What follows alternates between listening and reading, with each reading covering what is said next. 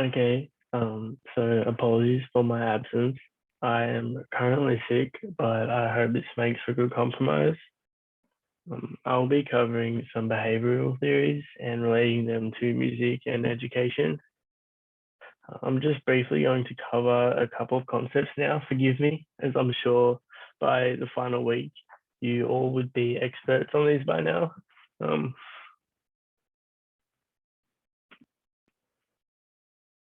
okay, so contiguity theory, contiguity learning. Um, Contiguity learning is simply learning through paired association. Essentially, this refers to the phenomena whereby memories, experiences, and ideas are paired together when one is often experienced with the other. Some examples can be the visual of a flame and the sensation of heat, um, or the visual of a red light and the concept of stopping.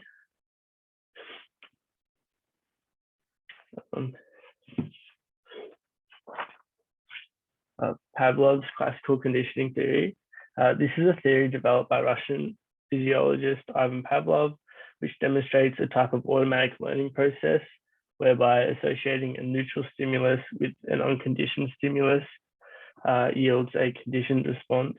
An example of this may be like a person you love who's the unconditioned stimulus, and they make you happy, and that's the unconditioned response.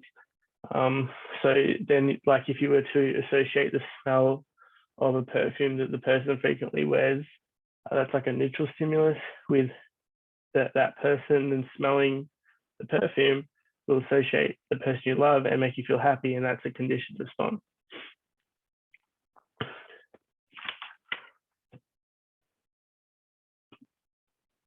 Operant conditioning is an accompanying theory developed by behaviorist B.F. Skinner.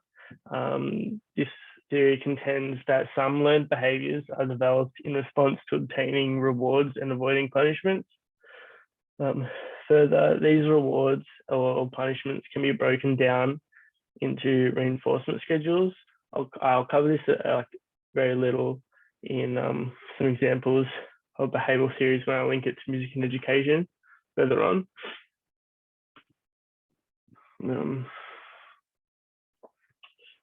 So here are some examples of music shaping behavioral learning that I've been able to identify within like an education setting.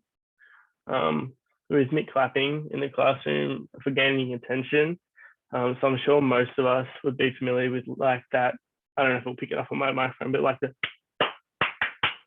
particular clap or something familiar. So this is an example of classical conditioning.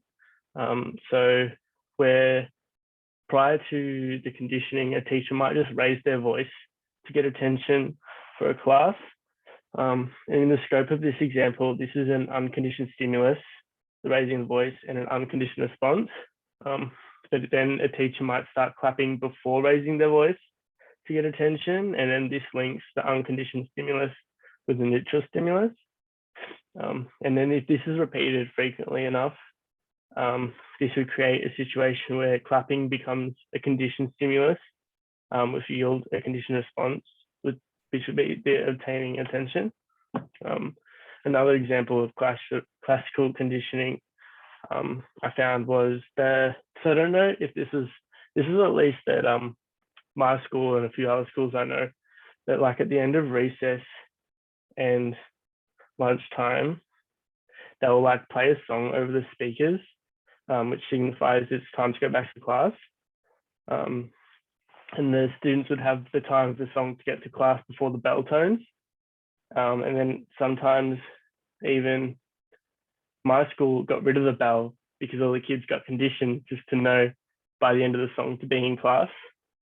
And it was just the music that would play. And some examples I linked specifically to early childhood, songs that incorporate sounds and word associations, like Old MacDonald, like it'll link the sound moo with the word cow. That's just a good example of the contiguity learning. An example of operant conditioning I found was something like a student motivated dance break as a reward for good behavior. This is an example of a fixed ratio reward because it is given only once the student has earned it, and it's only given once. Like it's a set number of things that's given. And another one example of music I found in early childhood was the calming binaural music. So this would usually link the end of like a recess or lunchtime with the time to start learning. So this would be a time to chill out and get ready to not be so rowdy when it's time to get stuck into the fun stuff. One example I found of like behavioral learning in later childhood was mnemonic songs or mnemonics. So I don't know if everyone else experienced this, but particularly in high school when it'd be a difficult topic that would require like a process or like a procedural thing or just a lot of different points, my teachers always encouraged us to like make up a little tune that would usually follow like a narrative that would have each of the words we needed to memorize in it. So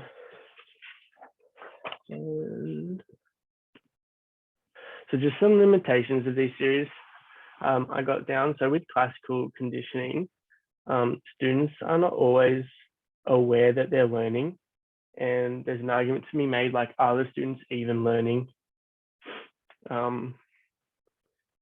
Because they're not so much getting to experience it. It's a lot of subconscious kind of learning, which is a bit hazy there. And results vary widely between students because not every student is the same. So the classical conditioning can even not work for quite a few kids. Just some limitations of operant conditioning is like you don't necessarily want students being motivated to learn just so they get something like a chocolate or a sticker. You want children to like understand the value of the learning and it be a little bit more intrinsic. So that's one little issue. And you don't want students coming into the classroom being scared that they're going to be punished, and you don't want them resenting you for it. So that's where the punishment side of operant conditioning comes in a little. And I didn't see it too much when I was in school, but I don't know if I was just fortunate with my teachers. But yeah, you definitely don't want to really be using that because you want students to want to come into your classroom to learn. And just some limitations of behavioral learning through music is some students might react well to audio cues. Like I'm sure you hear some people are more visual learners, so it should be not too hard to understand that some students are not audio learners.